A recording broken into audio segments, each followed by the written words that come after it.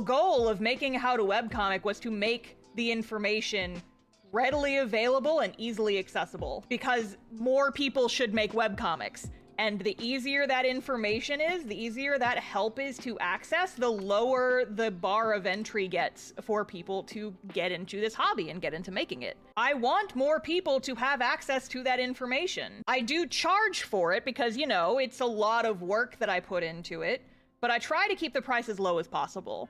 Like the ebook, if you're okay with an ebook, it's like 10 bucks. And it's like, you know, even if you can't afford the ebook, a lot of the tips from the book I put in my videos, you know, like for free. I value my time and I do want to get paid for the effort I put in, which is why I don't just give away the ebook for free. But I will never be one of those people who charges gratuitous amounts of money for a book. Like, I was kind of iffy on charging even that much for the ebook, but my friends were like, sorry, you put so much work into this. It took you like 2 years to write. Make it like 10 bucks instead of 5. And I was like, but it's like, I value my work, but I'm not gonna get a big head about it, you know?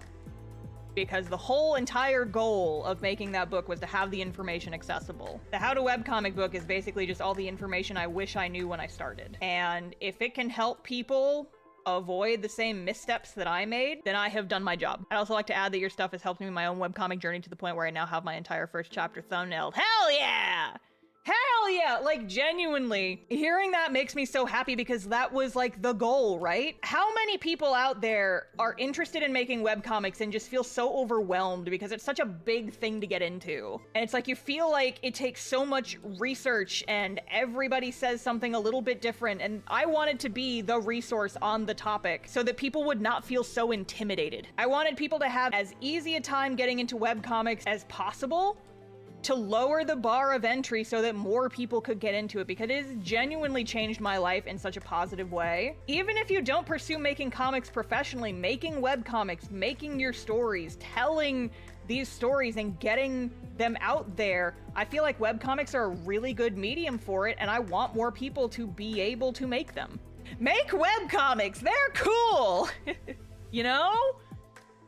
I'm less overwhelmed at the idea and more anxious about my lack of experience. Well, you know how you solve a problem with a lack of experience? You get experience. How do you get experience? You do the thing. Spoiler alert, you do not gain experience or more confidence by thinking about the thing really hard. You have to sit down and just do it. And it might be bad at first, but your first steps on this earth were probably not made with the same confidence as you would walk now. You would not be able to walk as well as you do now if you had not started and taken those first shaky steps. As a wise dog once said in a silly little cartoon, being bad at something is the first step to being good at something. Be bad at the thing for just a little bit, but the more you do it, the easier it gets. I'm learning to draw a few hours a day. It will probably take a year to become decent. But you know, with every drawing you do, your skills improve a little bit. Even if actual progress is not perfectly linear, no step is wasted, I would argue.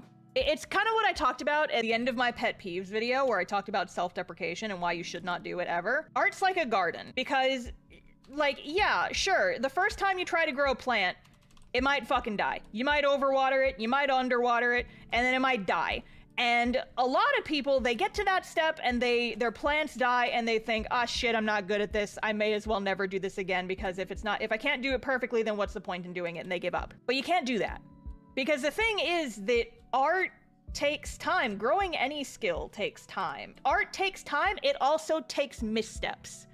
I would argue that you should not succeed at something until you have failed it. I feel like a required step for succeeding at something should be failure, because failure can teach you so much more. Failure fertilizes the garden and makes it easier for plants to grow there in the future. If you just give up after the first time your plants die, then that's just kind of a waste, isn't it? Like, you put in all that effort, and yeah, the plants died, but now they're fertilizer for whatever plants you grow next season. And it'll help it grow better, and you've learned a lot. You've learned, like, okay, that was too much water. Maybe I need to give them a little bit less water next time. And so now you're coming in with more improved skills, and the plants that died are now providing fertilizer and nutrients for your new plants. Art's the same way. Even if a drawing you make, even if you aren't satisfied with it, it still teaches you something. You stop and you think and you analyze what worked and you analyze what you're happy with and what you're not happy with, and you move forward with that knowledge, and that is how you improve. First step to being good at something is being bad at something. So go out there and be bad at something and enjoy it and genuinely have fun with it.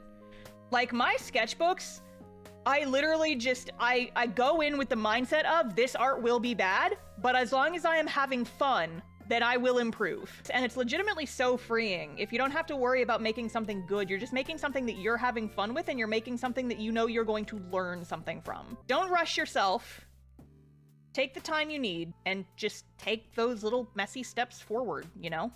Well, now I just want to start a garden. Grow me some zucchinis and come back next week. I want to see your plants.